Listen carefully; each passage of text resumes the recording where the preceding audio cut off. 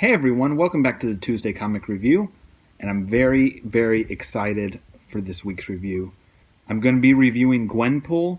If you don't know, I'm a huge Gwenpool fan.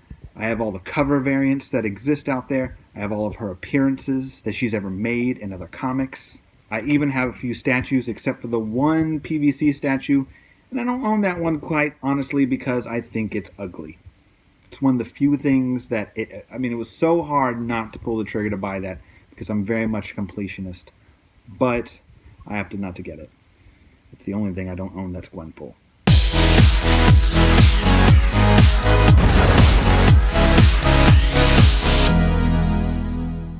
So why Gwenpool, you may be asking? Isn't she just another Gwen Stacy mashup rip-off cash grab? On its face, I can see why someone would think that. After all, her origin is rooted in Marvel's trend of taking a random character and making a variant cover mashup of it. But here's the deal, she's moved way beyond that. This is largely due in part to the clever writing from Christopher Hastings and beautiful anime-style art from Gurihiru. As a side note, sometimes, as with any comic book, another artist will take over the reins for a few issues. I usually hate when this happens because I'm a person who likes consistency. However, out of all those additional artists, I gotta say Irene Strakolski's art is very good, and she really does Gwenpool proud. Right off the bat, Gwenpool doesn't give you an origin story. It pretty much knows that you don't care about that sort of thing. But it does try and make it clear to you, the reader, that this is not Gwen Stacy. This is Gwenpool, a girl from our universe who was an avid reader of comic books. She somehow got transported to the Marvel 616 universe, and using her vast geek knowledge decides to make herself a hero in her own book. Because after all, the heroes always survive, and background characters risk biting the dust in some freak accident or villain onslaught. Hastings, having such a deep and wide geek knowledge himself, really makes her believable. And I think that's the key to why she's so fun to read, and also why she's been moderately successful as an ongoing series. We, the reader, we get her. We get who she is.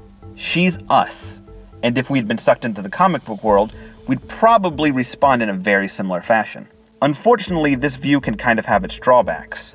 Gwen, knowing she's the only real person in a universe of fake people who are constantly getting resurrected anyway, she treats the whole situation a little flippantly. To her, everyone is expendable. They are all background or side characters in her story. The only problem with this? They don't see it that way. And this conflict is one of the things that makes Gwenpool so interesting. Not only is she forced to reassess her place in this new world, but her understanding of the rules of the world are constantly challenged. All of this makes for much deeper reading than one might expect when they initially look at the book.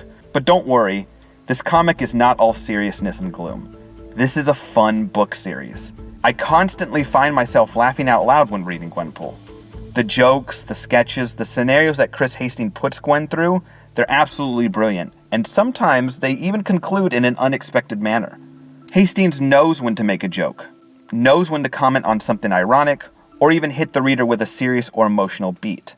This is a master writer at his best, and I believe you're truly missing out if you aren't reading this series. One could not be blamed for thinking this fun shtick could get old and tired really fast. One or two issues I found myself wondering the same thing, but always when I reach that moment, Hastings has dropped some deep, emotional, or critical bomb on the reader, something that changes the game up for Gwen again. He consistently challenges both her and us, and that's why the book is so good. In the 22 issues since its initial release, Gwenpool as a character has grown in ways I could have never foreseen, and my love for the character has grown in ways I never could have imagined. The series isn't perfect, no series is. Like I hinted at before, I'm not fond of some of the guest artists they've chosen from time to time, and sometimes the writing lags a bit. But Gwenpool is an almost perfect synergy of a character, writer, and artist who all seem like they were tailor-made for one another. So do yourself a favor and go give it a shot. It's currently available in 3 trade paperbacks, with a 4th one coming out in January. Thank you so much for watching this video. Leave a like if you enjoyed it, and subscribe if you feel so inclined. Let me know in the comments section if you're a Gwenpool fan already, or if you're going to go check out the series after this. And if you think I'm wrong, that Gwenpool's just some stupid Deadpool Gwen Stacy ripoff still, you're wrong, but I'd love to hear your reasons anyway.